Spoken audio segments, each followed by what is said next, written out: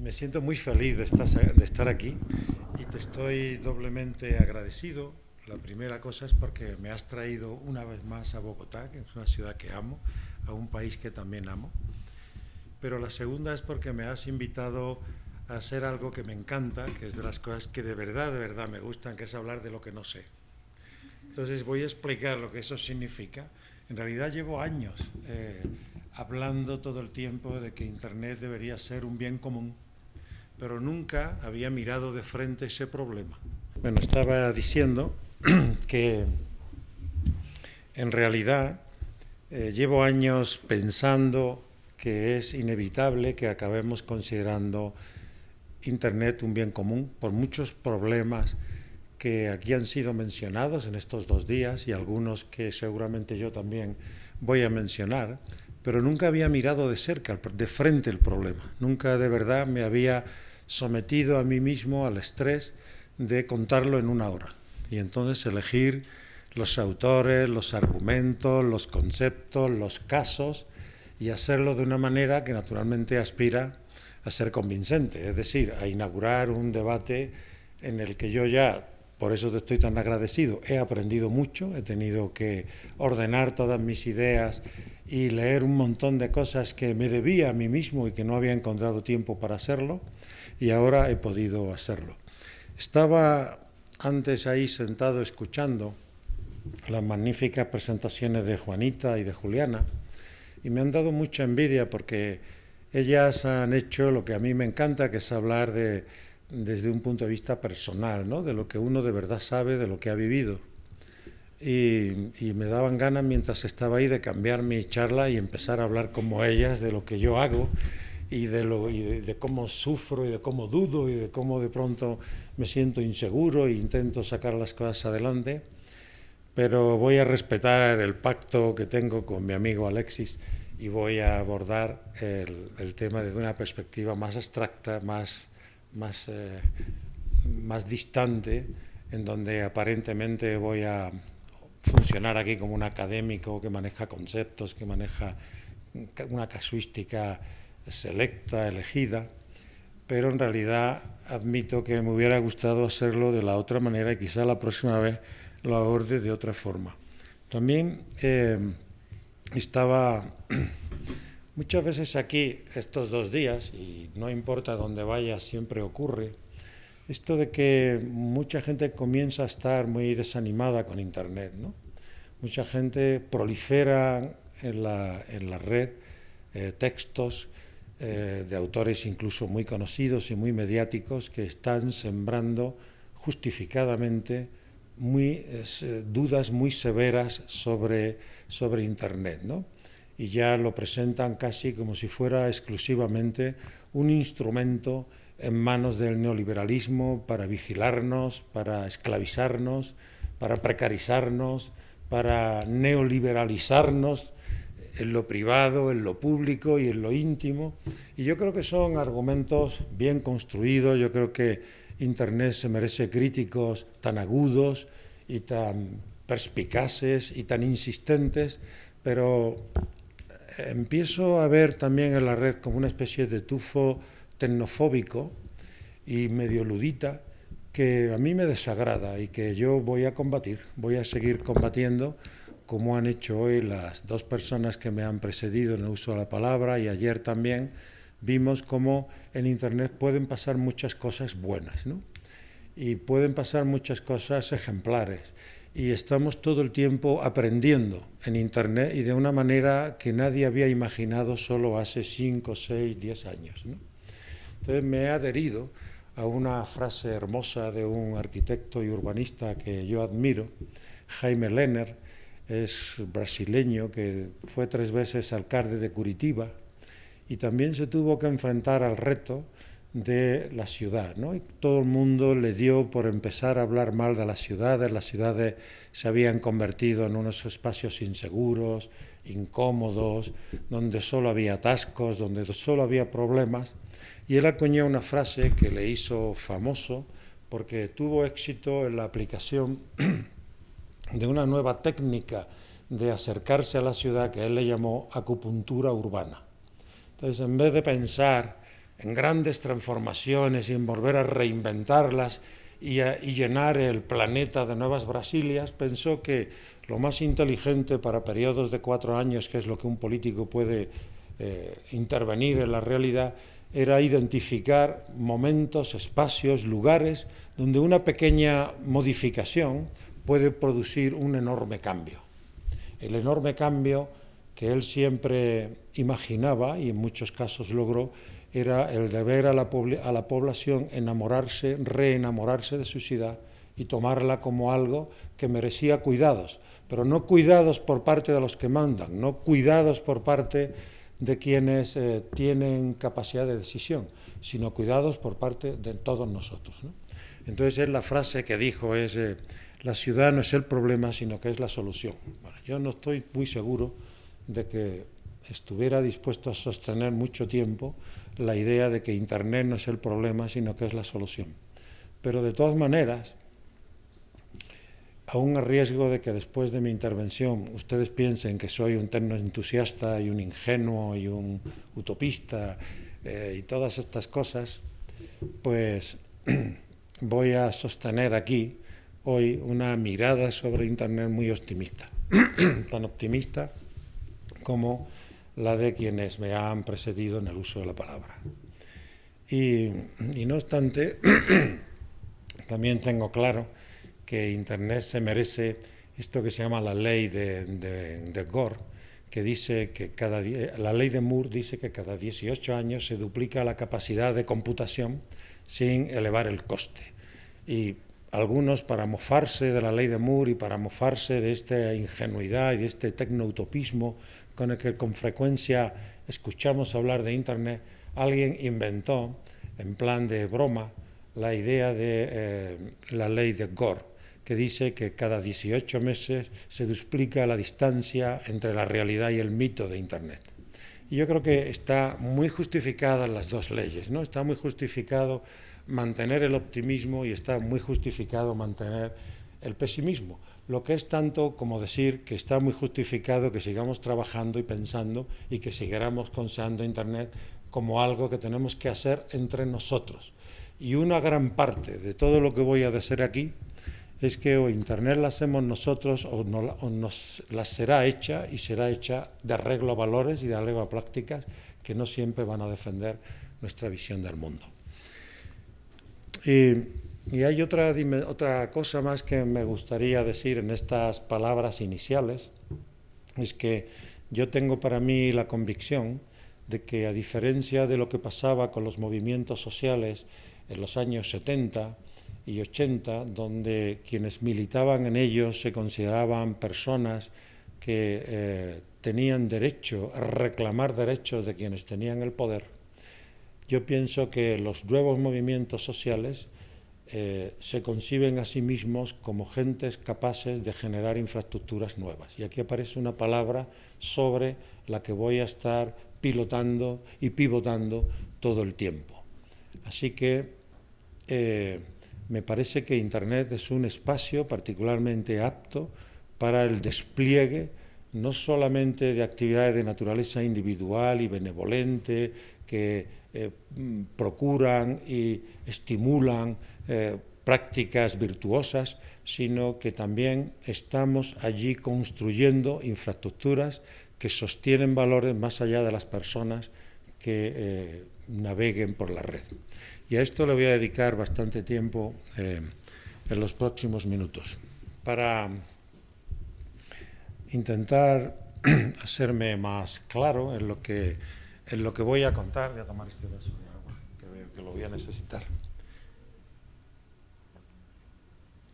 He dividido mi exposición en dos bloques claramente diferenciados. En el primero voy a ofreceros, proponeros, compartir con vosotros un repertorio conceptual que me parece como mínimo y de referencia para pensar, o que nos ayuda a pensar la posibilidad de imaginar Internet como un bien común. Entonces voy a dialogar con tres conceptos principalmente. Uno que es la noción de públicos recursivos, que luego explicaré lo que es, nacido de la primera gran etnografía que se ha hecho sobre las comunidades hacker. A continuación voy a hablar de la comedia de los comunes. Estoy seguro que todos habéis oído hablar ya de los comunes como que están condenados a un destino trágico, es decir, a desaparecer, a privatizarse. Y yo voy aquí a evocar autores que hablan de los comunes como una comedia, como un festival, como algo donde están proliferando cosas que son admirables y que están sometidas al efecto de red. Y bueno, ya voy a explicar enseguida en qué estoy pensando. Y el tercer concepto, que también creo que nos ayuda a pensar Internet, es la noción de expertos en experiencia. Y voy a evocar experiencias muy interesantes y extraordinarias que han modificado para siempre nuestra visión de la ciencia y nuestra relación con la medicina en particular, como son los enfermos del SIDA. Y a partir de los enfermos del SIDA voy también a contar algún caso que nos permita saber de qué estoy hablando cuando uso la expresión expertos en experiencia.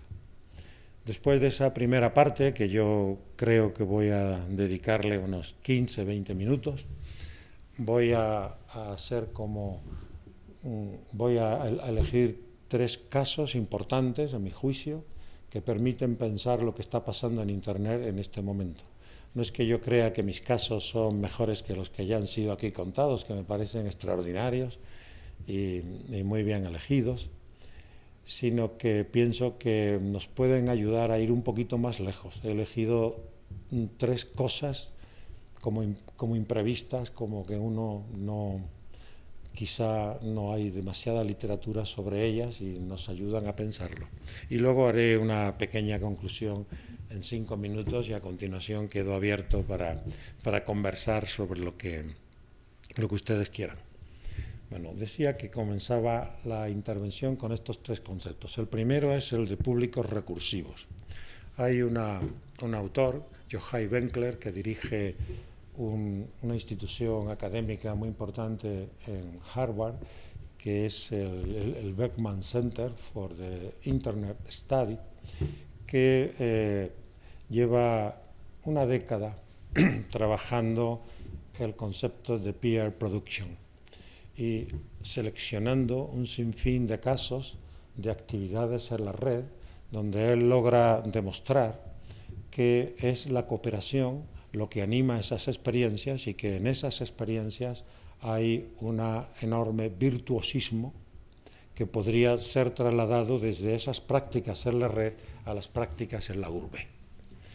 De hecho, él llega a afirmar como conclusión en un libro que lleva por título, un título muy emblemático, La riqueza de las redes, evocando el título de Adam Smith, ¿no? Donde él llega a decir que en el mundo de Internet la dinamo que mantiene viva Internet es la cooperación. Él lo hace recorriendo un amplio espectro de organizaciones virtuosas, productivas, ejemplares, autoorganizadas, pero realmente no puede considerarse sino un estudio mirado todo desde fuera, ¿no? Con la perspectiva que con frecuencia adoptamos los académicos, una perspectiva que consiste en construir justo esa distancia que los antropólogos, y en particular el autor del que yo quería hablarles hoy, Chris Kelty, adopta, que es la de irse a vivir con los hackers y ver qué es eso de los hackers, qué hacen los hackers. Cuando uno piensa en Internet es muy difícil que no admita que los hackers tienen una gran parte de responsabilidad en la construcción de este enorme ecosistema o esta enorme plataforma de intercambio de información, de conocimiento, de práctica, de protocolos, de algoritmos, de experiencia, de todo lo que ustedes quieran. Si imaginamos Internet, como nos enseñó Benkler, como una estructura formada de 3 capas, una capa física donde estaría todo el cableado, todo el hardware, todo lo que pesa, digamos, habría que agregarle otra, que es la capa lógica, donde está el software, y finalmente una capa tercera, una capa de datos, que es donde están los contenidos, la mayor parte de los cuales los creamos nosotros a través de las redes sociales con nuestro deambular por la red. Bueno, en las dos últimas capas, tanto en la capa lógica como en la capa de datos, la intervención, la participación de los hackers, todo el mundo reconoce que es decisiva. Solo daré un dato, y es el de el software que gestiona más del 65% de todos los servidores que mantienen viva la red, están gestionados por un software que se llama Apache. Esto es un dato no muy conocido, pero es uno de los hitos, de las glorias del software libre. Lo cual es tanto como decir, estoy insinuando, que sin el software libre no funcionaría la red. Y sobre esto podríamos estar hablando mucho rato, pero yo lo dejo ahí sembrado para luego retomarlo si es que alguien quisiera profundizar en este punto. Lo que Chris Kelty encuentra en las prácticas hacker es una forma de autoorganizarse que él llama recursiva. Y la noción de recursividad, quienes hayan estudiado ciencias y quienes, yo creo que con haber ido a la universidad todos más o menos entendemos que tiene que ver con una práctica habitual tanto en la academia como fuera de la academia. Y es que cuando nos equivocamos mientras desarrollamos alguna tarea, regresamos al punto de partida y la repetimos sin pasar por los mismos pasos, cambiando, rectificando allí donde creemos que hay un error. De manera que mediante gestos recursivos podemos lograr que los protocolos que guían nuestra conducta mejoren el resultado final. Esto es una manera de entender la recursividad. Pero hay otra manera algo más sofisticada, que es la que sugiere Kelty y la que le asigna a los hackers. Dice Chris Kelty que los hackers son gentes extraordinariamente preocupadas por lograr un código, es decir, un software que sea capaz de mantener los valores en los que ellos creen.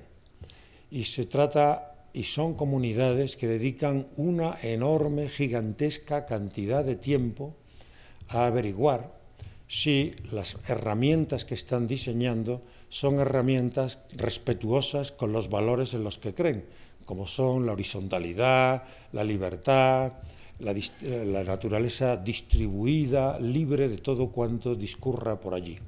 De manera que lo que dice Kelty es que todas las tecnologías asociadas a la cultura hacker, a la cultura libre, son tecnologías que no solamente son más o menos eficientes, y hay muchos estudios que argumentan, a mi juicio, con solvencia suficiente, que las tecnologías hackers son mucho más eficientes que las propietarias, las tecnologías libres.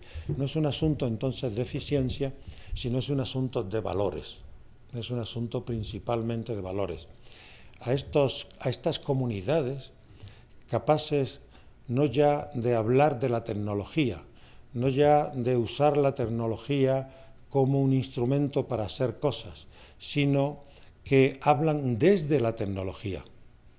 No hablan sobre la tecnología, sino desde la tecnología.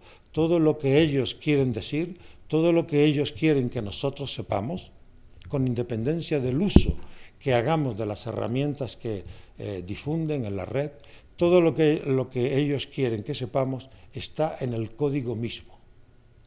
Y pondré un ejemplo. Wikipedia es un caso maravilloso al que luego le voy a dedicar unos minutos más. La práctica del bandidaje en Wikipedia es una de las prácticas más estúpidas que hay en el planeta Tierra, porque Wikipedia está diseñado de tal manera que cuando alguien hace un gesto de bandidaje, es decir, entra a Wikipedia y rectifica cualquier cosa que se le ocurra para poner palabras malsonantes o meterse con un amigo o con un enemigo o con quien quiera, enseguida recibe un mensaje, el bibliotecario responsable de esa entrada, donde le advierte que alguien está haciendo muy probablemente algún uso indecoroso de Wikipedia. Y lo que hace entonces el bibliotecario es que vuelve a la versión anterior. Y todo esto tarda el bibliotecario en hacerlo entre medio y un segundo. De manera que Al principio en Wikipedia había una enorme cantidad de bandidaje y dejó de haberlo. Esto es lo que quiero decir cuando digo que los hackers no es que usan el código, sino que se expresan a través del código. Es su manera de hablar. Igual que los pintores usan el pincel y la paleta para encontrar el color, ellos lo hacen a través de su manera de hablar, es el código. Públicos, eso es lo que llama Chris Kelty públicos recursivos. Y de ello voy a estar todo el rato hablando. El segundo concepto que quería que tomarais en consideración es el de comedia de los comunes.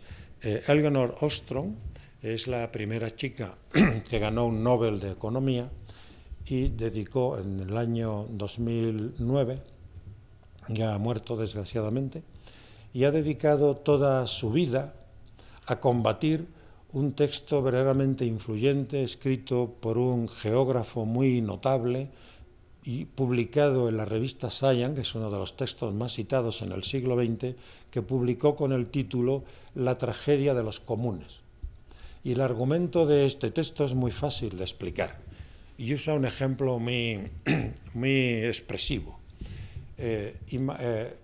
Recoge la experiencia de unos pastos en la Inglaterra del siglo XVII que eran utilizados mancomunalmente, y de pronto en uno de ellos detecta el historiador una persona que mete una vaca más en el pasto. Entonces el vecino de al lado, viendo que el otro tiene 2 vacas y que eso le permite mejorar su calidad de vida, también pone otra vaca más. Y así van todos incrementando el número de vacas hasta que logran extenuar el pasto, se le mueren las vacas y destruye a la comunidad. Y la conclusión, con ese y otros muchos ejemplos de Garrett Hardin, es que ese es el destino de todos los bienes comunes, porque siempre habrá un freerider, un polizón, un carota, un caradura que, sin aportar nada, sobreutilizará los bienes comunes y acabará destruyéndolos.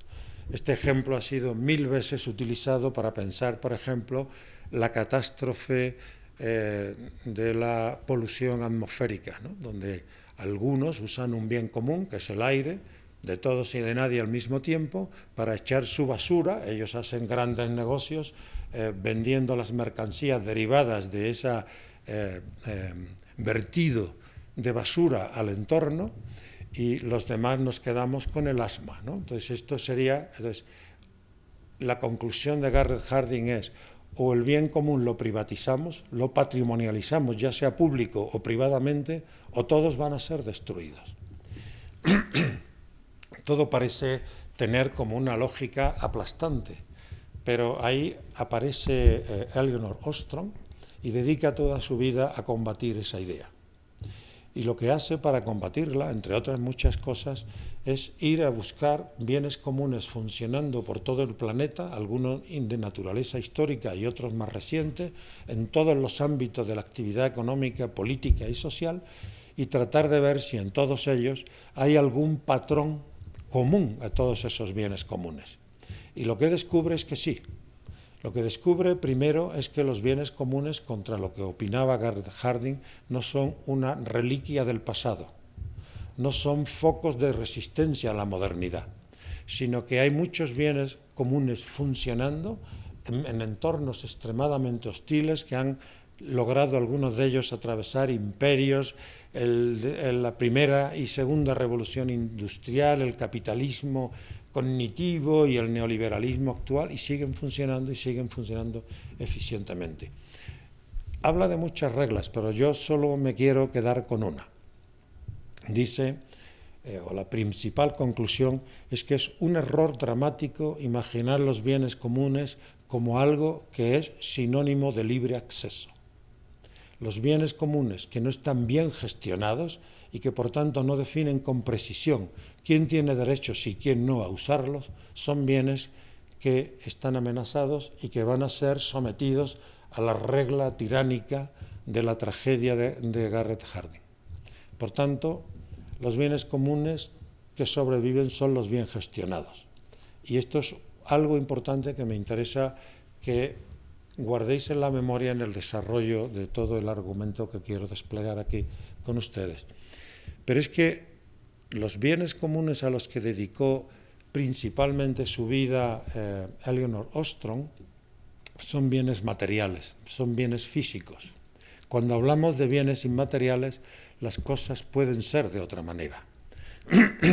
Y para pensar en el bien por antonomasia inmaterial que hemos creado entre todos y que cuanto más usamos, más se enriquece,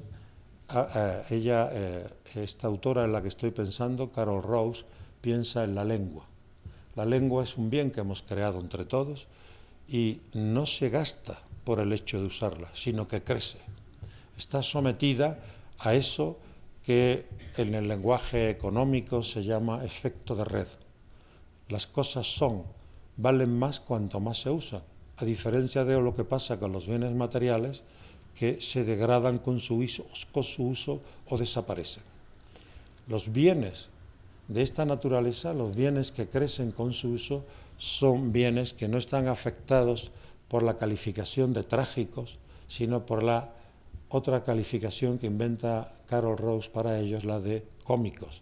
Son bienes que cuanto más usan, más crecen. Hay una alegría, y está pensando todo el tiempo en la red.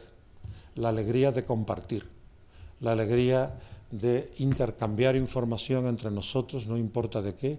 Hay otro bien que crece cuanto más se usa, que es la ciencia en particular. La ciencia no se desgasta. Cuando yo tengo una idea y se la transfiero a alguien de los aquí presentes, yo no pierdo la idea. Los dos tenemos la misma idea, pero si nos ponemos a relacionarnos entre nosotros, los dos vamos a aprender y el bien va creciendo, como pasa con la lengua. Y hay muchos más bienes de esta naturaleza, muchos bienes que estarían afectados por la regla o el destino trágico por la aplicación, la expansión sin precedentes de las leyes de propiedad intelectual, que han convertido los bienes más abundantes del planeta en escasos. Y pongo un ejemplo, el genoma humano. Cada célula de nuestro cuerpo, de todos los habitantes del planeta Tierra, contiene absolutamente todo el genoma humano, absolutamente todo. Así que el bien más abundante del planeta Tierra, que es el genoma, se ha convertido en un bien escaso por las leyes de la propiedad intelectual que permiten privatizar algunos fragmentos del genoma. Y ya sabemos que 2/5 partes del genoma humano están en manos privadas. Tercer concepto, expertos en experiencia. Hay un texto muy importante que apareció en el año 2002 en la revista de referencia por antonomasia en el área de estudios de la ciencia, que se llama Social Studies of Science, que bajo el título de La tercera ola de estudios de la ciencia evoca un cambio y defiende un cambio vertiginoso en los estudios de la ciencia que tiene que ver con la aparición de un sinfín de fenómenos en donde son los ciudadanos los que producen el conocimiento. Y es verdaderamente revolucionario. Estoy hablando de un texto de 2002, hace 4 días. Hace 4 días hemos descubierto que la ciencia no es una cosa que solamente se produce en los laboratorios académicos, en los centros canónicos, y por personas que tienen unas acreditaciones súper sofisticadas y que tienen unas prácticas de comunicación y de producción del conocimiento extraordinariamente restringidas a una minoría y a una élite. Usando 2 casos muy importantes, uno el del SIDA, que ya he mencionado y en el que no me voy a detener. El segundo caso que utiliza es uno estudiado por un autor que yo admiro mucho, que se llama Michel Calon. Michel Calon se dedicó a estudiar la conducta de una asociación nacida en Francia, Asociación Francesa de Miopatía, que agrupa a todos los enfermos con alguna forma de miopatía. Es una asociación nacida en el año 1953 como una respuesta al abandono del mercado y del Estado en relación a esos enfermos. Se trataba de pacientes para los que no había medicamentos, ni tampoco había ningún laboratorio que estuviera dispuesto a invertir para corregir o para ayudar a una minoría que desde el punto de vista económico no era relevante y tampoco político. así que tampoco el Estado tenía políticas para los miópatas. Decidieron entonces organizarse y en un plazo de tiempo razonablemente corto, y no voy a contar todos los detalles de la historia, salvo que luego en el coloquio alguien quiera conocer detalles, en un corto espacio de tiempo lograron una enorme cantidad de financiación que les permitió llegar a financiar el 75% de todo el dinero que ha gastado Francia en investigación genómica. El 75%. Es una cantidad nada desdeñable.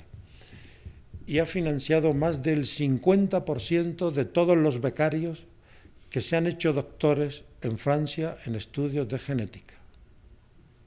Además de eso, ha construido hospitales y centros de investigación en donde los jefes son los enfermos y en donde se les dice a los enfermos: aquí no habéis venido a publicar papers, aquí no habéis venido a hacer carrera académica, sois nuestros empleados y aquí tenéis que escucharnos, porque si alguien sabe lo que le pasa a un miópata, es al miópata mismo. Tal vez yo no sepa, dicen los miópatas, tal vez yo no tenga las palabras precisas, tal vez yo no conozca los lenguajes que vosotros manejáis, pero yo sí sé lo que me pasa. Y entre todos tenemos que encontrar la manera de describir eso que nos pasa.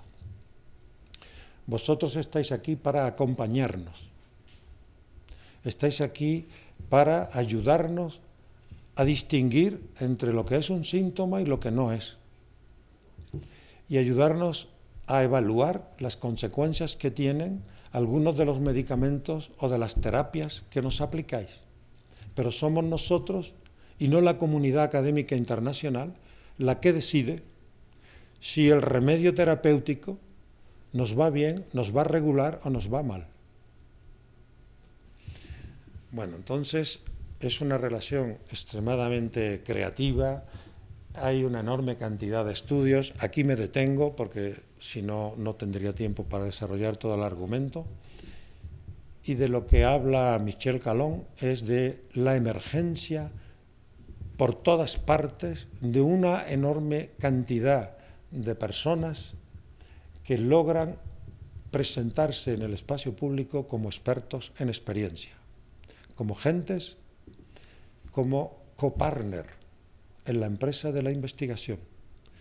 Así que a diferencia de las asociaciones del cáncer, por ejemplo, que hay por todo el mundo, que se manifiestan una voluntad de ponerse al servicio de los investigadores y de los oncólogos para que, si los oncólogos les necesitan para algo, poner su cuerpo y sus conocimientos al servicio de la academia. A diferencia de lo que ocurre con estas asociaciones del cáncer, está esta otra deriva importante de los miópatas que dicen justo lo contrario. Sois vosotros los que estáis a nuestro servicio. Aquí lo dejo. Bueno, voy recapitulando este pequeño repertorio conceptual y útil para avanzar. De lo que he estado hablando todo el tiempo es del cacharreo al que creen los hackers tener derecho a toquetearlo todo, a armarlo, a rearmarlo, a reconfigurarlo. También he estado evocando la noción de altruismo, de gentes que se han decidido a colaborar, de gentes que han decidido entregar su tiempo a empresas de naturaleza colaborativa y no por el dinero. Y tenemos centenares de estudios, centenares, no uno ni dos, centenares de estudios que argumentan y a mi juicio demuestran que la gente que hace eso le preguntan: oye, pues ¿usted por qué pierde su tiempo en escribir en Wikipedia? ¿Por qué dedica su sabiduría o lo que sea para pues no estar por ahí de copas divirtiéndose o qué sé yo? Y todos responden lo mismo, y hay una convergencia verdaderamente espectacular, porque eso nos hace felices. La idea de compartir y las prácticas de compartir hacen a la gente feliz. Y La tercera cosa que he estado evocando es la noción de experiencia, que se puede contrastar con la de experimento, ¿no? Hay una parte del conocimiento humano desdeñada, que seguramente tiene un gran reconocimiento en lo que tiene que ver con la vida privada, pero tiene prácticamente ningún valor epistemológico en la academia, que es lo experiencial. En la academia hay reverencia por lo experimental y, en términos generales, desdén por lo experiencial. Y aquí estaríamos viendo colectivos emergentes por todas partes que estarían diciendo que hay que darle más valor a lo experiencial, lo que es tanto como decir que los académicos deberían ponerse con más frecuencia en modo escucha. Bueno, esos son la parte, digamos, más conceptual, y ahora quiero contaros tres historias que espero que os parezcan divertidas para ayudar a entender el cuento. La primera tiene que ver con Wikipedia. La segunda tiene que ver con Bitcoin, esta nueva moneda virtual, y la tercera tiene que ver con unas comunidades muy importantes en la red que se llaman Brain Talk Communities. Y voy a dedicar unos minutos a cada una de ellas. Primero, como de Wikipedia hay tanto escrito y ya todos hemos oído hablar, voy a limitar mi presentación de Wikipedia a poner otra vez sobre la mesa datos que seguramente habéis oído, pero a lo mejor no todos juntos y del sopetón como voy a ser yo, para que os hagáis una idea de hasta dónde el trabajo colaborativo puede llegar a ser importante. Bueno, la primera cosa que quiero contar son los datos que todos sabemos. En octubre de 2013 son los datos que tengo. Podría haberlos actualizado, pero me estoy fiando mucho de una autora que a mi juicio ha hecho la mejor etnografía sobre Wikipedia que existe y que os recomiendo con entusiasmo, una chica que trabaja en Stanford, se llama Jemi Aniak. Tiene un nombre raro, luego el que quiera se lo puedo dar más. Me dice que hasta octubre de 2013 Wikipedia acumula 29,8 millones de artículos. 29,8 millones de artículos en 287 lenguas distintas, y que hay 42 millones de editores registrados diferentes. 42 millones de editores diferentes. Alexa, que es una de las web que se dedica a medir la visibilidad de las web, la califica alternativamente entre el puesto 5 y puesto 7 entre las páginas web más visitadas del mundo. No sé cuánto estaría dispuesto a pagar el Banco Nacional de Colombia por tener una web que fuera la quinta más visitada del planeta, pero estoy seguro que muchísimo, muchísimo, muchísimo. La quinta página web del planeta es una cosa muy seria, es una cosa para tomarse muy en serio. El valor en términos monetarios que tiene eso es gigantesco, es inimaginable, inimaginable. En el año 2008 tenía 242 millones de visitas diarias y en el año 2012 469 millones de visitas diarias. Esto da una idea de qué estamos hablando, ¿no? Una cosa interesante también es la edad media de las personas que están trabajando en Wikipedia. Y parece que la edad media es de 32 años. Lo cual es interesante porque con frecuencia tendríamos tendencia a imaginar que Wikipedia es una cosa de jóvenes, ¿no? Pues ya 32 años ya no es tan joven, ya 32 años es una persona que sabe perfectamente lo que quiere y que ha tenido la oportunidad de elegir. No está ahí porque no sabe a dónde ir, ya tiene criterio propio, ya se ha equivocado las suficientes veces como para poder elegir con cierto criterio, ¿no? Otra cosa interesante es la diferencia extraordinaria que hay entre hombres y mujeres. El 91% son hombres y el porcentaje de mujeres es ridículo.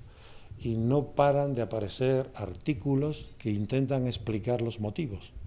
y todo parece indicar o empieza a haber una cierta convergencia alrededor de la idea de que las mujeres huyen de Wikipedia porque los niveles de discusión que se producen cuando los artículos en cuestión son discutidos es tan grande que las mujeres huyen cuando hay cierta violencia retórica en la forma de expresarse.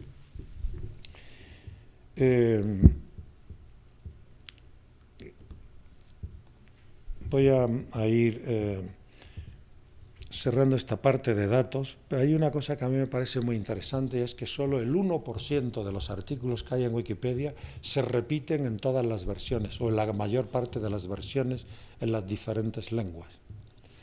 Y que el 79,7% de los artículos que hay en Wikipedia solo aparecen en una versión, en una lengua, lo cual quiere decir que Wikipedia no se ha convertido en una máquina de homogeneización cultural, sino que es una maquinaria que sostiene la diversidad. Y esto es muy interesante a la hora de juzgar las tecnologías. Uno podría preguntarle a una tecnología si lo que hace es suprimir o ayudar a producir diversidad. Desde luego, las tecnologías que ayudan a destruir diversidad deberían ser tecnologías que deberían estar bajo sospecha. Deberíamos ser escépticos en relación a ellas. Y ya por fin, antes de despedirme de este tema, quería contar una anécdota que seguramente muchos de vosotros conoceréis. El caso de Nupedia.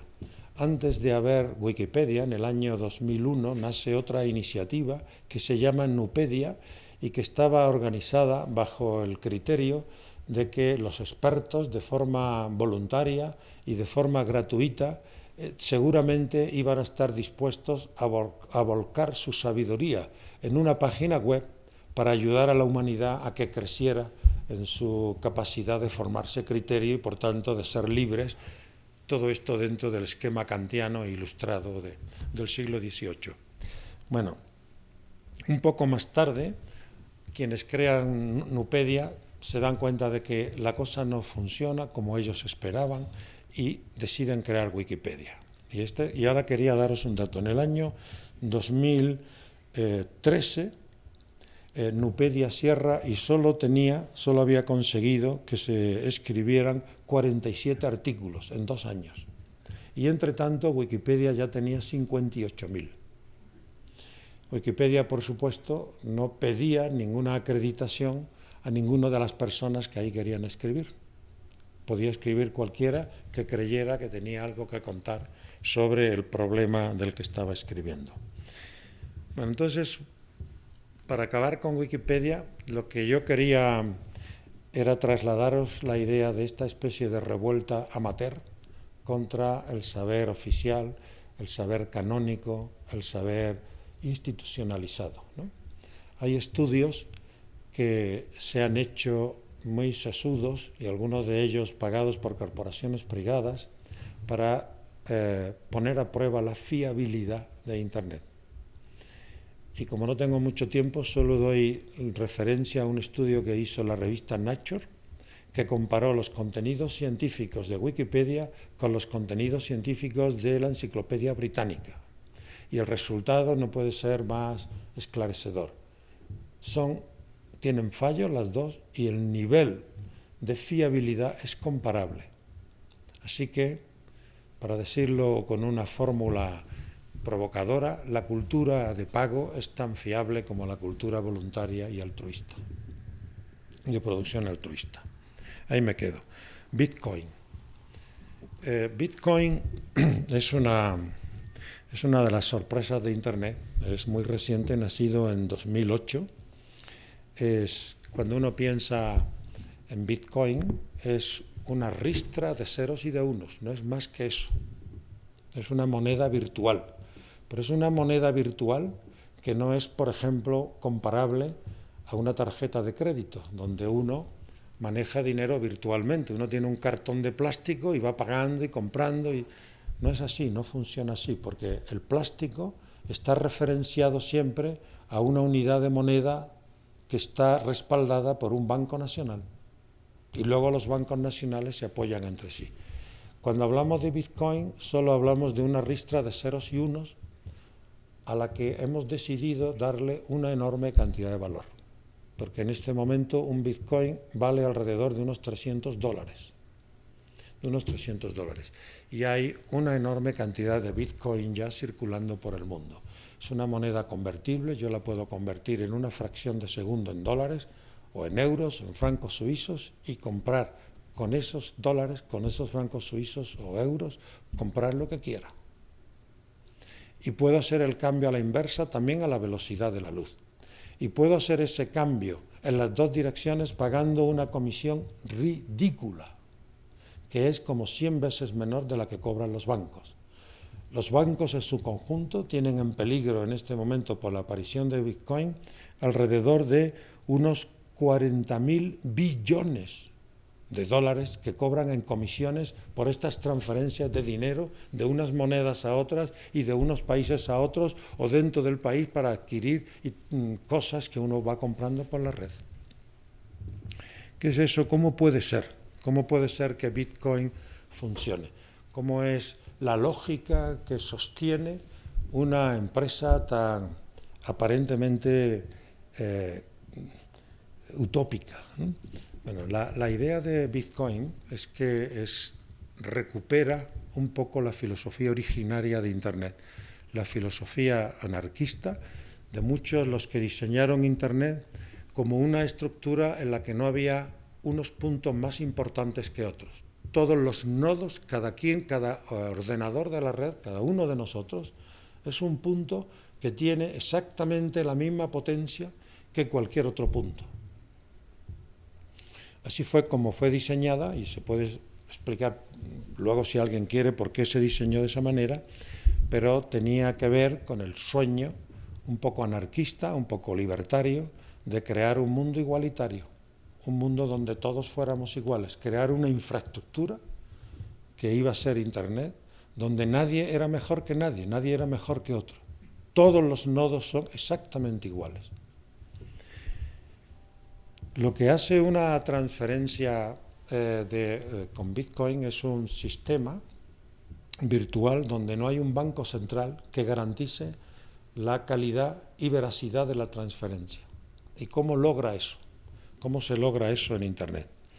Lo que han inventado quienes diseñaron este sistema de moneda virtual, hay muchas y se podría hablar de otras, pero la que está de moda, en la que hay más literatura escrita sobre ella es el Bitcoin.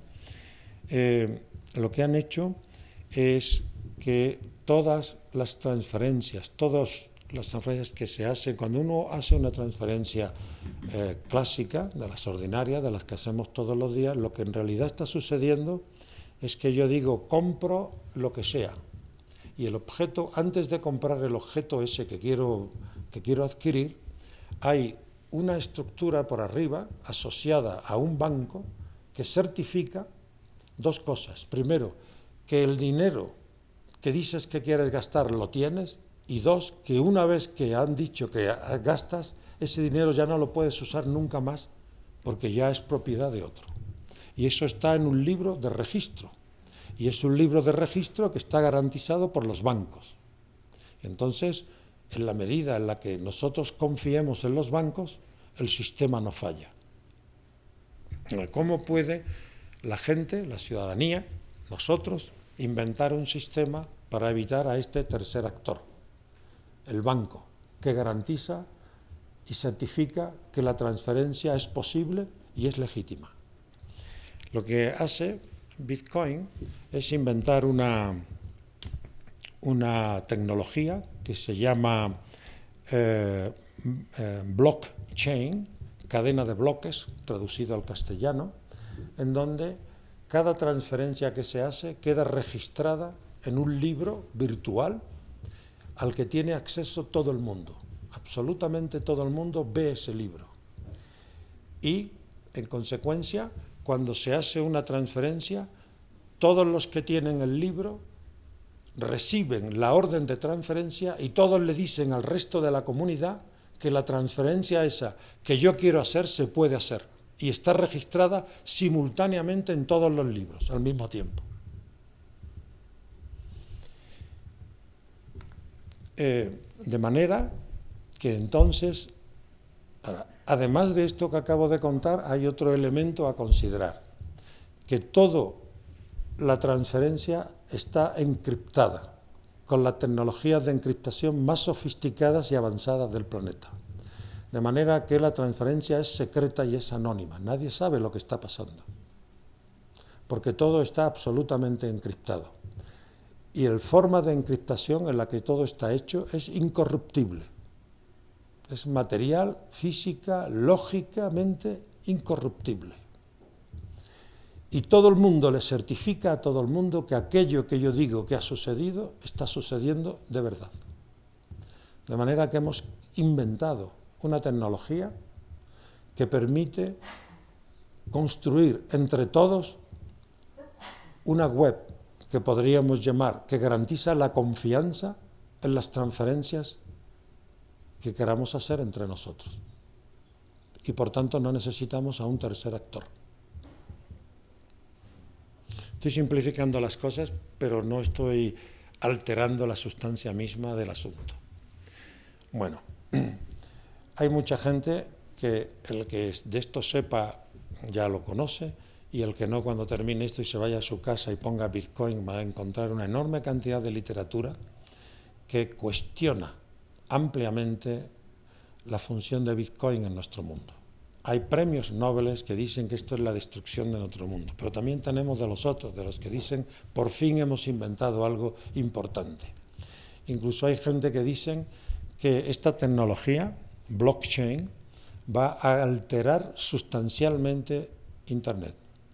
Para muchos dicen que el mundo está hoy en la misma, con esta tecnología, blockchain, en la misma situación en la que estaba en el año 93 cuando se inventó el navegador Netscape. Y que en 10 años esto va a ser una cosa por completo distinta.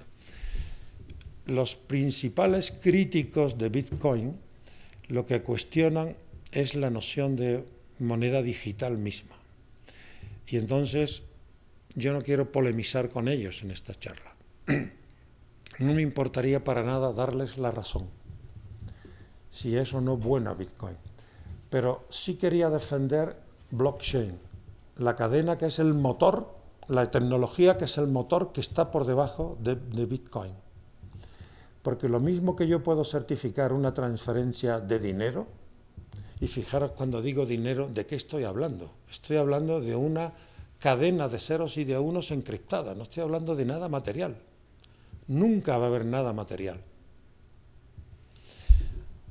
Lo mismo que blockchain puede garantizar la veracidad de esa transferencia, podría garantizar otras transferencias, preservando el anonimato. Por ejemplo, podría preservar la integridad, garantizar la integridad de una base de datos. Podría garantizar la integridad del voto electrónico.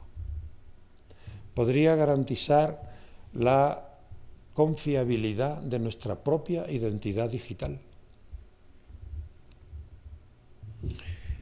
Las perspectivas a las que nos asoma blockchain es una cosa verdaderamente gigantesca.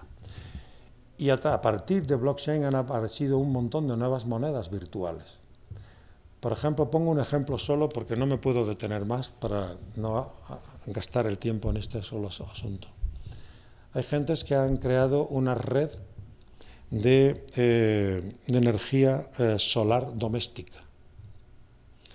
Y entonces han inventado una moneda para que quien más energía aporte a la red recibe como compensación esta moneda digital, que no es Bitcoin, es una solo para los miembros de esa red. Y esa moneda que han inventado ya es convertible a Bitcoin. Y si es convertible a Bitcoin, a continuación es convertible a dólares o de euros.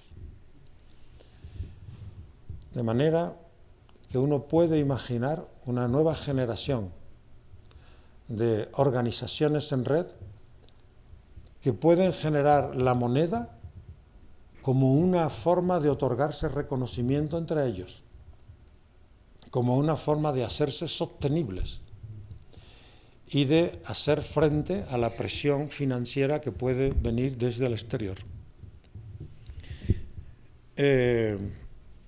Lo dejo aquí. Dejo esto para conversarlo si alguien quiere más tarde. Y por fin el tercer caso, las Brain Talk Communities. Son unas comunidades que han nacido de enfermos mentales, personas que están cansadas de ir al psiquiatra o al psicólogo a contarles los problemas que tienen para que les receten ansiolíticos o antidepresivos. Son personas que dicen en la red que desde que toman esos medicamentos, o como queramos llamarles, se les ha retirado la gana de vivir, se levantan como sin fuerzas, se les ha retirado el deseo sexual y su vida se ha desplomado. Tiene una muy discutible calidad. Y después de haber recorrido varias consultas, han decidido tomar las riendas de su propio mal y ponerse a hablar en el chat de lo que les pasa. Y enseguida han descubierto que para el mismo diagnóstico cada médico da una diferente dosis de moléculas iguales o parecidas o distintas. De manera que solo contrastando esa información han abierto un espacio para la crítica que es inédito. Hay un estudio que han hecho unos antropólogos psiquiatras de Harvard que han recibido autorización para entrar a observar los logs de esas comunidades virtuales de intercambio de información y han hecho descubrimientos verdaderamente extraordinarios. Han descubierto que el 70% de la información que intercambian es un intercambio para debatir sobre síntomas, sobre terapias, sobre signos, en donde cada quien, basándose en su propia experiencia, les describe a los demás qué es lo que experimenta cuando toma algún ansiolítico o cuando toma algún remedio de estos naturistas que hoy puede uno comprar en cualquier lugar, o cualquier otro rumor de estos que funcionan por la red como una especie de leyenda urbana y que sostiene beneficios maravillosos para quien esté deprimido o para quien esté triste o para quien esté lo que sea. Y enseguida empiezan todas a tomárselo y empiezan a contar, pues yo no siento nada, pues yo sí, pero la verdad no es como para tomárselo en serio. Y en realidad han organizado una especie de ensayo clínico gigantesco on-time y online, donde están permanentemente en estado de querer contrastar lo que unas y otras van diciendo acerca de lo que les pasa. Y ahora he usado el femenino porque sabemos que el 96% de los usuarios de estas comunidades son mujeres. Otro descubrimiento que han hecho en esta investigación es que solo el 6% de la información que intercambian es anticuada, está errada o está incompleta. Solo el 6%, lo cual quiere decir que estamos hablando de chicas que se toman muy en serio lo que les pasa y que se están documentando en serio. Les va la vida en ello. No están cacareando sobre cualquier cosa que se les ocurre. Están ejerciendo una conversación en la que se juegan la vida y en la que despliegan todas las habilidades críticas de las que son capaces, para intentar entre todas identificar si hay alguna posibilidad de mejorar su calidad de vida. Hay una enorme cantidad de información, y esto es otra cosa que recoge el estudio. Ya han renunciado a la curación, como le pasa, por ejemplo, a los alcohólicos anónimos. No hay curación para el mal que tienen, pero sí aspiran, como también les pasa a los alcohólicos anónimos, a tener una vida que valga la pena ser vivida, una mejora sustantiva de su calidad de vida. Y en realidad, ¿qué es lo que están haciendo estas chicas en la red, a través del chat? Lo que están haciendo es intentar encontrar palabras que no existen y consensuarlas para hablar de lo que les pasa. Están de alguna manera inventándose un cuerpo que era invisible para los médicos de hospital, para los médicos canónicos, que en donde ellas han descubierto síntomas y signos evidentes de algo contrastado, los médicos solo veían ruido de fondo. De alguna manera lo que están haciendo es inventarse un cuerpo entre todas, un cuerpo común, un cuerpo que solo sobrevive por la relación constante y abierta que mantienen, un cuerpo que no es alienable, que no puede ser capturado por ninguna multinacional, un cuerpo que es experimental, un cuerpo que es distribuido, que no está en ningún sitio, y sin embargo es de todas. Y el estudio termina con un consejo un poco visionario y un poco provocador a los médicos, porque se publica en una revista médica, en PLOS Medicine, que es una de las nuevas revistas del sistema Open Access que hay por el mundo, y que es una revista muy reputada ya. Y les dice: pronto, si las cosas siguen así, los médicos acabarán descubriendo que para aprender medicina no tienen que ir al hospital ni a la cátedra, sino que tienen que ir al chat. Es un poco y luego también escriben un largo párrafo para comparar lo que estaría pasando en medicina con lo que pasó en el Renacimiento. Es un poco construido todo bajo el paradigma nuevo, según los autores, de que va siendo hora de que los médicos aprendan a escuchar a los enfermos. Va siendo hora de que los médicos sean capaces de, junto a lo experimental, incluir lo experiencial y a darle valor entonces a lo que, balbuceando con frecuencia, los enfermos decimos que nos pasa, y enseguida nos callan los médicos y nos dicen: no, eso no es nada, eso es ruido de fondo, eso es circunstancial. Pero el caso que he contado para las enfermas mentales podría contar como 7 u 8 casos más que son parecidos, y son los que yo he documentado, pero sé positivamente que estoy hablando de centenares de comunidades que están haciendo lo mismo. Bueno, ahora espero que se entienda mejor por qué yo decía al comienzo, copiándole la frase a Jaime Lerner, que aun cuando estoy muy bien dispuesto a darle a Morozov y a Loving y a todos estos teóricos tecnófobos, escépticos, críticos de la red, y yo creo que tienen mucha razón, no se la doy toda, ni se la daré nunca. Yo creo que Internet, como decía Lerner para la ciudad, no es el problema, sino que es la solución. Y ya voy a concluir.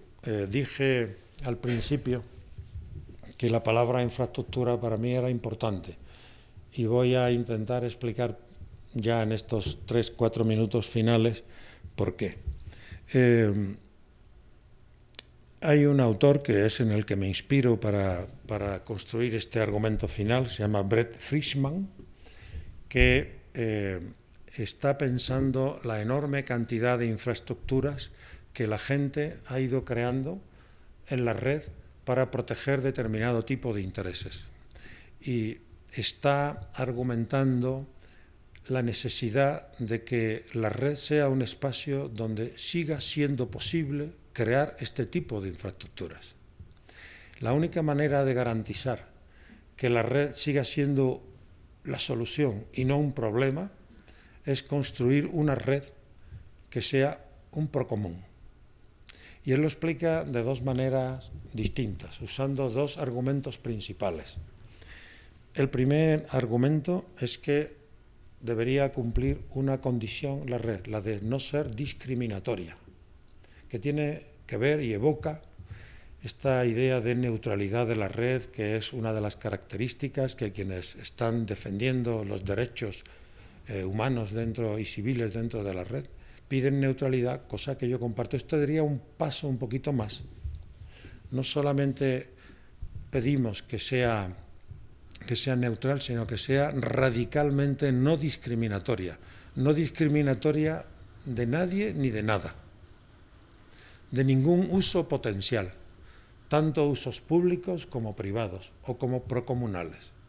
Esta sería la primera condición que, a su juicio, debería cumplir la red si es que queremos defenderla como un bien común. La segunda condición es la condición de abierta. Y dice que abierta para hacer aquello que he evocado ya, que he mencionado anteriormente, ser capaz de sostener la diferencia. Ser una red que no sea refractaria ni reaccionaria a ninguno de los usos potenciales. Y que no sea tampoco refractaria a la incertidumbre, que no sea refractaria a proyectos inciertos, inseguros, proyectos cuya resolución no está garantizada, proyectos que incluso muy probablemente van a fracasar por lo ambiciosos, por lo visionarios, por lo que sea que todavía son. Y el argumento ya final que él sostiene es que esto muy probablemente no lo puede sostener el sector privado ni el sector público. El sector, en ambos casos, porque tanto el sector privado como el público estarían amenazados o atenazados por esta urgencia cortoplacista en todos los proyectos que despliegan. Necesitan generar recursos, ganancias, beneficios, y en un lado económicos y en el otro electorales, porque la vida es corta, la vida de un político y también la vida de la mayor parte de las empresas, y entonces todo lo que hacen está orientado a satisfacer los deseos y las necesidades de las mayorías, y con frecuencia tienden, tanto en el sector público como en el sector privado, a ignorar a las minorías. Por eso saqué el caso de los miópatas. La única forma, entonces, de garantizar una infraestructura capaz de sostener el riesgo, como el motor mismo de Internet, como eso que Benkler, cuando inicié mi charla, dije, de que la dinamo que mantiene encendida Internet es la cooperación. La única manera de que siga habiendo proyectos colaborativos es garantizando que sea una plataforma que no caiga ni en manos públicas ni en manos privadas. Y eso es a lo que le llamamos Procomún, una plataforma que sea de todos y de nadie al mismo tiempo. O si lo queréis con otra fórmula que últimamente me gusta más, una plataforma, una estructura que hagamos entre todos. Porque al definirla como algo que es de todos y de nadie al mismo tiempo, estoy evocando los imaginarios de la propiedad y, por tanto, los imaginarios del lenguaje jurídico, del lenguaje de los abogados. Mientras que al caracterizarla con esta otra fórmula de una infraestructura entre todos, estoy más bien evocando la cultura de lo ordinario, la cultura de lo común y las preocupaciones más cercanas a lo que les interesa a los antropólogos que lo que les interesa a los economistas o a los juristas. Bueno, pues nada más, ya he terminado. Muchas gracias por vuestra atención.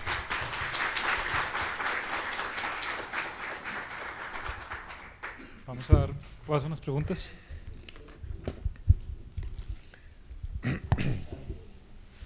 Bueno, ¿aló? ¿Se escucha, no? Bueno, usted habló de muchas cosas interesantes, ¿no? Bueno, su intervención partía de que si el Internet era un bien público o común, ¿no? Y llega a la conclusión que sí es un bien común y es la panacea a todos los problemas. Eso es lo que yo saco de conclusión, es la panacea. Bueno. Yo no he dicho la panacea, he dicho no, la solución. Lo digo yo. Okay. Lo entiendo así, bueno, es la panacea perdón, a todos los problemas sociales. Bueno, a todos los problemas sociales, etcétera, etcétera. Bueno, como un historiador de la ciencia, pues me da la impresión, con todo respeto, que se terminaron las ideologías, ¿no? Porque yo lo que entiendo, no sé si estoy mal, una de las cosas que se le contrapone a la ciencia es la ideología. La ideología, de pronto la ciencia permite comprender parte de la realidad, la ideología de pronto no, ¿no? Bueno, entonces yo pienso de que entre todo eso también hay algo, hay una ideología, hay todo una concepción ideológica. Yo escuchaba la anterior conferencista cuando hablaba del neoliberalismo, y usted también lo toma, usted también habla de toda esa concepción neoliberal y habla de la mercancía. Sí. La anterior, la señora que habló del periodismo, Carisma, habló de la ideología, pero no se desmenuzó el concepto de mercancía, ¿no? Entonces yo digo, el Internet, pues hombre, llegamos como a un comunismo, a un socialismo, digamos, todas esas contradicciones que tiene la sociedad a través del Internet las vamos a resolver, ¿no? Es decir, es una revolución científico-técnica donde, vuelvo y digo, es la panacea, ¿no? Realmente esto obedece a un debate bastante, hay muchas cosas que debatir, ¿no? Sí. Porque es la misma concepción que tiene usted de la ciencia, porque usted habló de epistemología y eso es decir, eso da para un debate muy largo, ¿no? ¿Cuál es su concepción de ciencia? Bueno, respondo a una, sí. Bueno, tal vez debería haber dicho que el caso, por ejemplo, de las enfermas mentales, como también el caso de los miópatas, son proyectos claramente contrahegemónicos, absolutamente contrahegemónicos, son proyectos contra una forma canónica establecida de entender lo que es el saber y de cuál es la función de los expertos en el mundo que vivimos. Por tanto, yo creo que de hablar a partir de los casos que yo he contado, de fin de las ideologías o cosas así, me parece que es precipitado. Yo creo que, por el contrario, estamos hablando de un empoderamiento nuevo de colectivos ciudadanos cuya seña identitaria no se organiza alrededor de estas nociones de izquierda-derecha, sino alrededor de otros conflictos que tenemos y que también son acuciantes y que tienen que ver con una contestación abierta y radical de muchas de las cosas que creíamos asentadas y consolidadas para siempre. Entonces, cuando usted me pregunta de ciencia, que es una pregunta verdaderamente compleja y pues quizá ahora hoy no sea el mejor momento para abordarla, pero en realidad a mí no me gusta hablar en singular, sino en plural, ni tampoco me gusta hablar en abstracto, sino de prácticas científicas, porque cuando se ponen un botánico, un biólogo molecular y un astrofísico a hablar, no tienen nada de qué hablar. No tienen ningún punto en común, no hay ninguna conversación posible entre ellos. Las hay como ciudadanos, como la hay entre usted y yo, pero en tanto que expertos no tienen nada de qué hablar.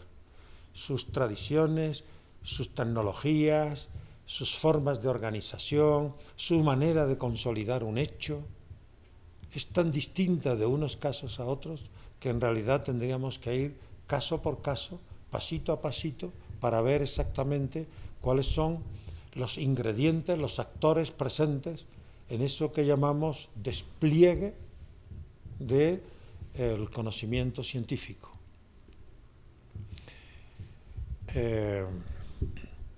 Entonces, mi idea de ciencia tiene que ver con lo experimental.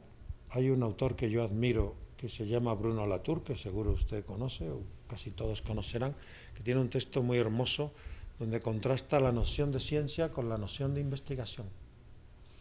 Y dice, la ciencia es como una cosa antipática, es como una cosa hecha, consolidada, sabida, que siempre que alguien toma la palabra en nombre de la ciencia es para decirte lo que tienes que pensar y qué es donde está bien y qué es lo que está mal.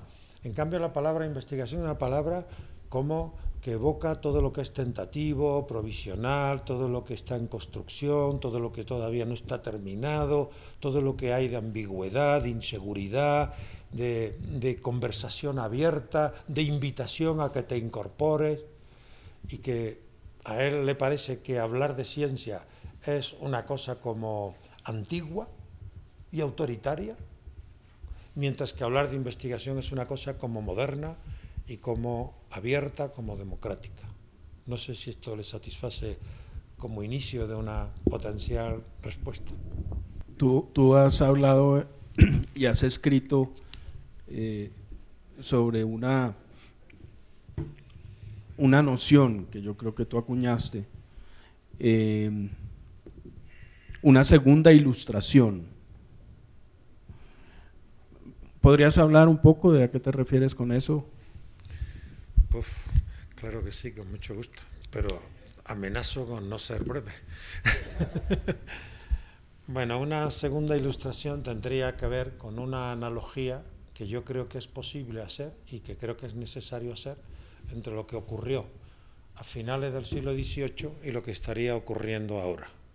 Y yo construyo esa analogía inicialmente sobre la base de que entonces y ahora ocurrió que aparecieron nuevos actores, nuevas tecnologías y nuevos media.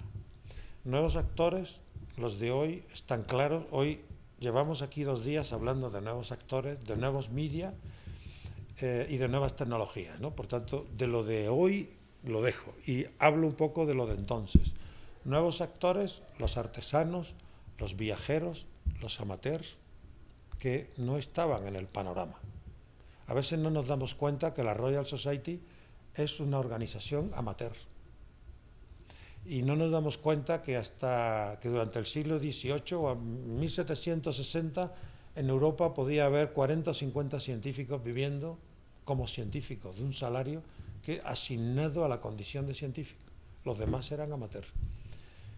Nuevos actores, nuevos media, la prensa, los salones, los coffee shop, nuevos espacios que eran alternativos del saber.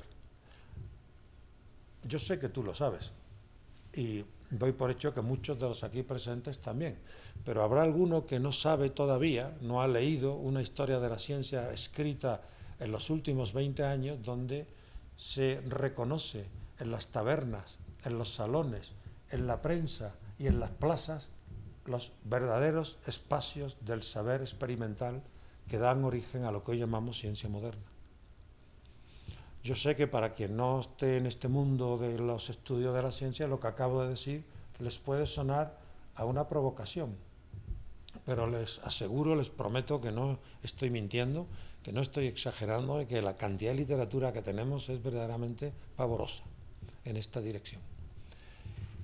Nuevos actores, nuevas tecnologías, ¿no? Las nuevas tecnologías son los instrumentos científicos que por primera vez se pueden comprar estandarizados, que dejan de ser piezas únicas asociadas a la habilidad de un artesano para ser herramientas que se fabrican en talleres especializados y que uno puede comprar por todas partes. Pero junto con las tecnologías, digamos, instrumentales, están estas otras tecnologías como el libro.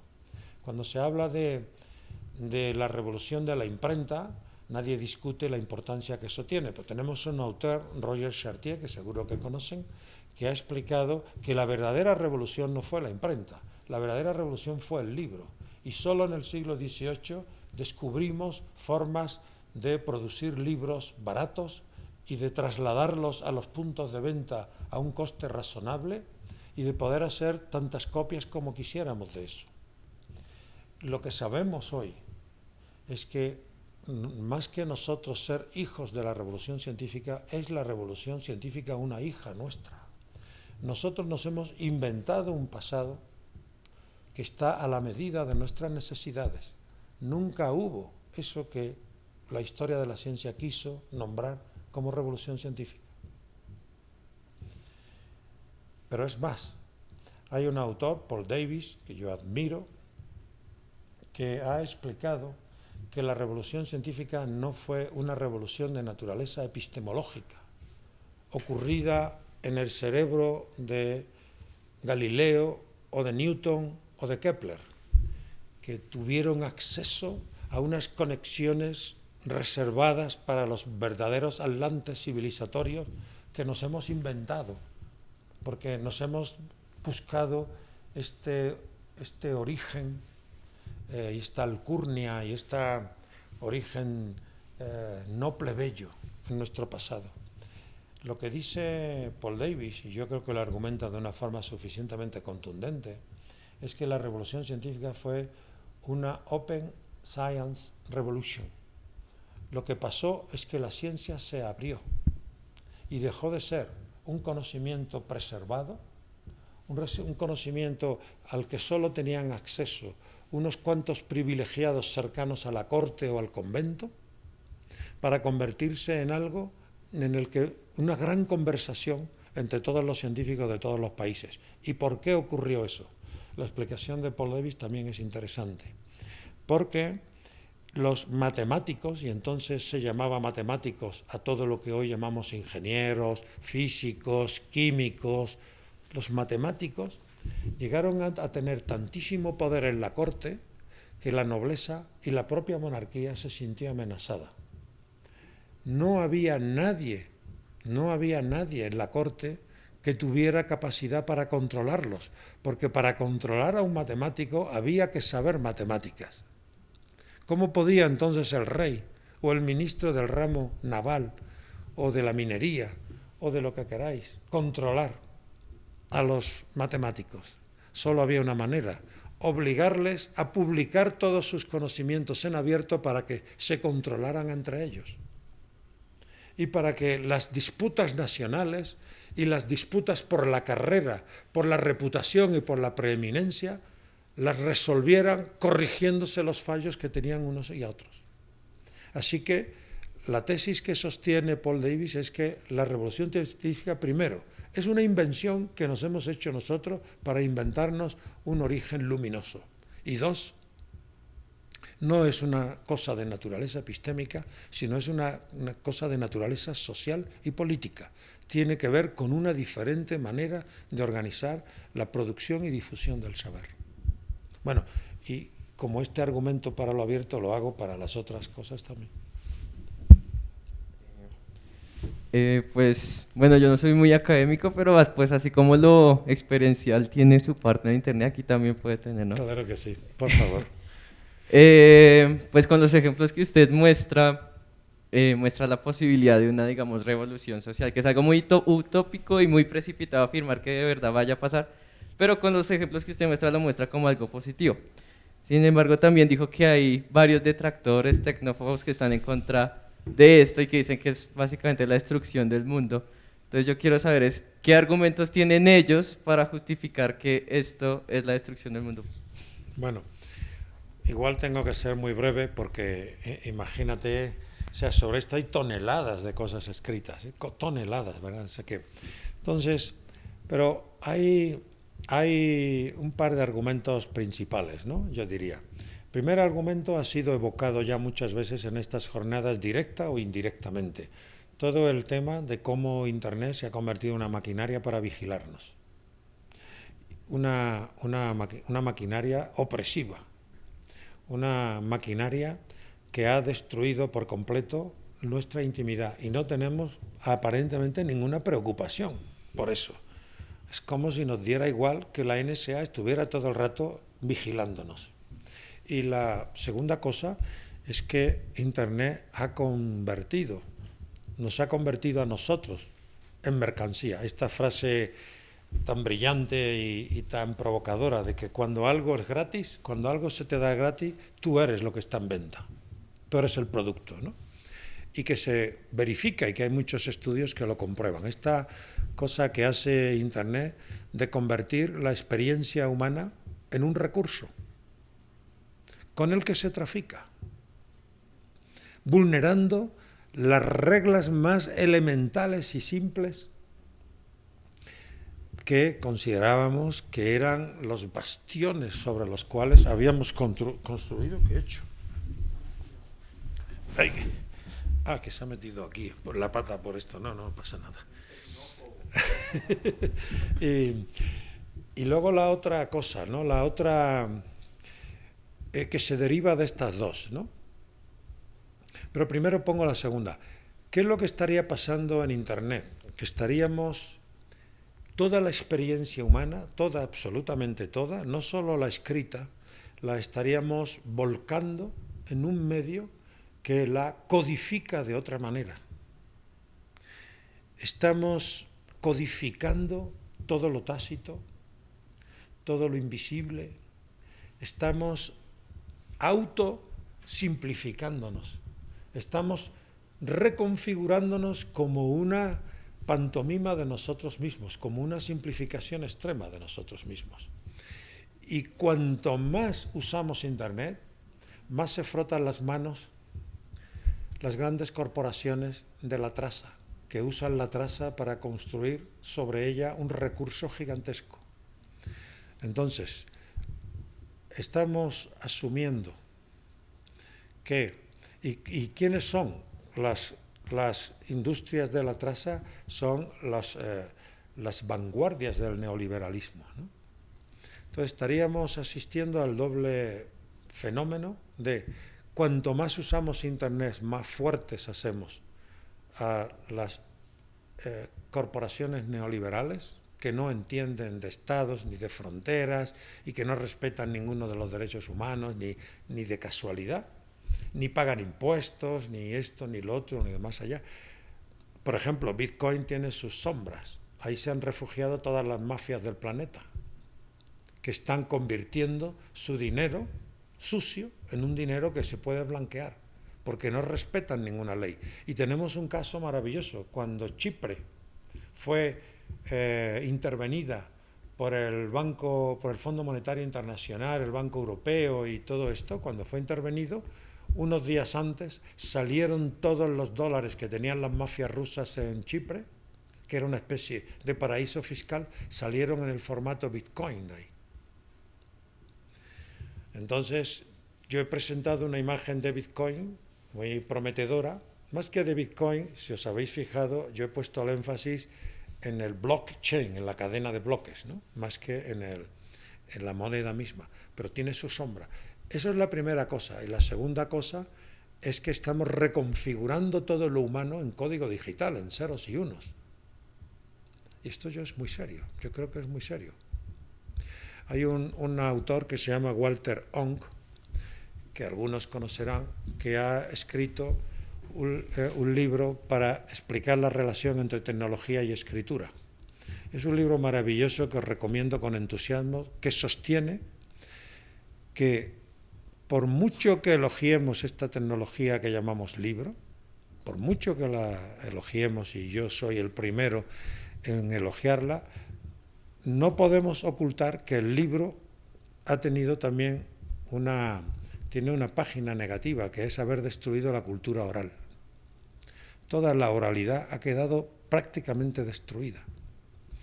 Bueno, codificar la experiencia humana con el alfabeto ha supuesto destruir la oralidad.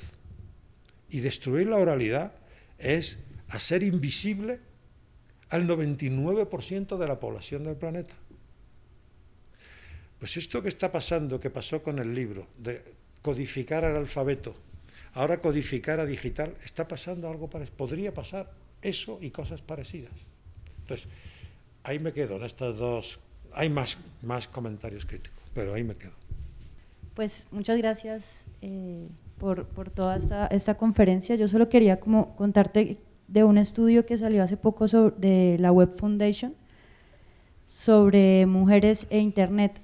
Y según esta encuesta que se hizo en varios países del sur global, y que Colombia fue el único país latinoamericano que participó en esta encuesta, el 50%, las mujeres somos 50% menos propensas a acceder a la web que los hombres en los países en desarrollo, y además frente a los hombres somos entre 30 y 50% menos propensas a utilizar Internet como una herramienta para aumentar nuestros ingresos o para participar en la vida pública, para expresar puntos de vista controvertidos, opinar o incluso para buscar información sobre derechos sexuales o reproductivos. Entonces no sé si dentro de tu investigación hay alguna teoría o alguna luz conceptual para mí como investigadora de estos temas en cómo hacer que Internet sea un verdadero lugar menos hostil para las mujeres. Por eso Juanita y yo hacíamos como… Bueno, el mundo es bastante hostil ya porque si ustedes se acuerdan hace un rato, Juanita estaba diciendo, bueno, pregunten, ¿no? Chicas, pregunten, porque no es lo mismo, pues este tipo de estudios lo demuestran, no es el mismo acceso que tenemos las mujeres ni a la educación, ni a la tecnología, y la respuesta muchas veces es como, ay, pero Internet está ahí, ¿por qué no lo usan? ¿No? Como es tan fácil, eso es como la respuesta que te dan cuando te pones la camiseta de feminista y dices, es que la tecnología está ahí para todos, ¿por qué no la usan? Entonces, pues la primera respuesta que a mí se me ocurre dar ahí en caliente es como, pues es que si no es lo mismo que una mujer llegue a la casa y prenda el computador y tenga todo el tiempo del mundo para leer El Espectador y para leer El Tiempo y estar participando en los foros, porque las mujeres, al menos las mujeres en los países como Colombia, pues llegan a la casa y además de haber tenido una jornada laboral completa, llegan a atender sus hijos, marido, casa, oficio, etcétera. Entonces, creo que la respuesta muy fácil de la tecnología está ahí y nos da lo mismo a todos, pues se cae con este tipo de investigaciones, y quería preguntarte qué opinión tienes sobre ese tema. Bueno, opino como tú, pero además no solo me pedías que opinara, si tuviera que opinar, opinaría lo mismo, pero ¿qué soluciones, no? Pues yo, lo dijo Alexis cuando me presentó, trabajo como activista en esta organización Medialab Prado en Madrid, y ahí estamos muy preocupados, ¿no? Porque no siempre hay tantas mujeres como quisiéramos, aunque yo siempre que voy a todas las reuniones y a todo lo que pasa, cuento a las mujeres y ahora estamos casi al 50%. O sea que algo estamos haciendo bien, pero no sabemos qué. Creo que los espacios de cultura libre, si yo hubiera hablado en clave personal como vosotras, en vez de en clave académica y abstracta como he hecho aquí, habría entonces explicado que una gran parte de la inspiración a partir de la cual construimos Medialab Prado la sacábamos de los hackers. Pero de un tiempo a esta parte, de un tiempo que yo cifraría en los últimos 4 o 5 años, como mucho, la mayor fuente de inspiración para mí está en los ocupas, no en los hackers. Las otras formas diferenciadas de conectarse con la ciudad, de usar la ciudad, de practicar la ciudad, de hacer ciudad. Y entonces, cuando hemos hecho ese viraje, y ahora cuando hablamos de cultura libre, vamos a escuchar a los ocupas, qué es lo que ellos creen que debiera ser una ciudad libre. Ahí hay más mujeres que hombres. Y cuando antes los problemas siempre los convertíamos en un problema de código, de escribir código, siempre la respuesta era a ver cómo lo hacemos con una página web. Ahí las chicas no estaban muy interesadas. Hay un tecnófobo muy importante en España, muy amigo mío, con el que discrepo mucho, que se llama César Rendueles, y que sin embargo quiero mucho, que ha escrito un libro que se llama Sociofobia, que colmará la ambición de argumentos tecnofóbicos de cualquiera que haya aquí que necesite argumentos, y es un libro ferozmente tecnofóbico contra Internet, porque dice que está destruyendo la relacionalidad visual y corporal, y que esta cosa de que la solidaridad es apretar un clic y que vamos a hacer la revolución apretando un clic y sumándonos a no sé qué propuesta que a algún gringo se le ha ocurrido en Corea del Sur, pues que esto no va a arreglar nada, sino que lo va a empeorar todo, porque cumple la función de desmovilizar y despolitizar. Y en esto conecto con tu pregunta, ¿no? La función que con frecuencia despolitizadora y desmovilizadora a veces puede cumplir Internet, y la está cumpliendo en muchos casos. Yo creo que hay dos respuestas. Yo me he dado a mí mismo dos respuestas. Una es que cualquiera que haya participado en una lista de correo en Internet ha visto lo rápido que se producen las flames, ¿no? Lo de los incendios, ¿no? Cualquier cosa provoca una polémica y la etiqueta no siempre se respeta, y con frecuencia se vilipendia y se ridiculiza y se sojuzga y destruye, al contrario, con argumentos personales y con modales repugnantes. Y yo, de hecho, ya solo participo en una lista de correo.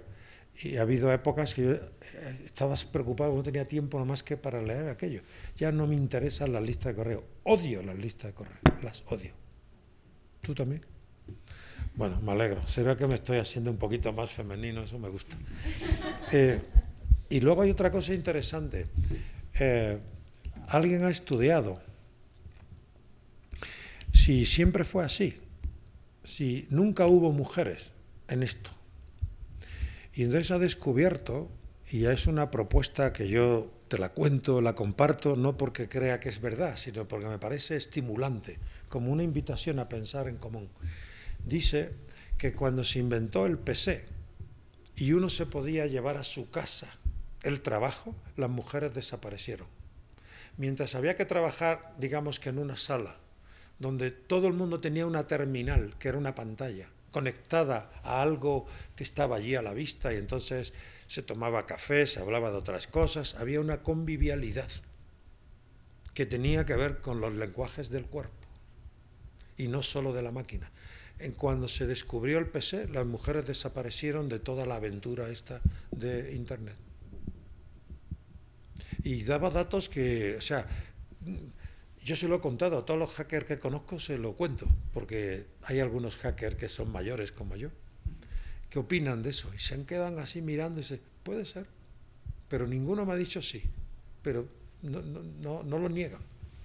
No sé si esto te satisface como respuesta. Bueno, Antonio, mil gracias. Mil gracias a todos ustedes por acompañarnos. Un agradecimiento muy especial a la Universidad Nacional, que nos apoyó con invitar a Antonio, y nos vemos. Que les vaya muy bien. Bueno, gracias.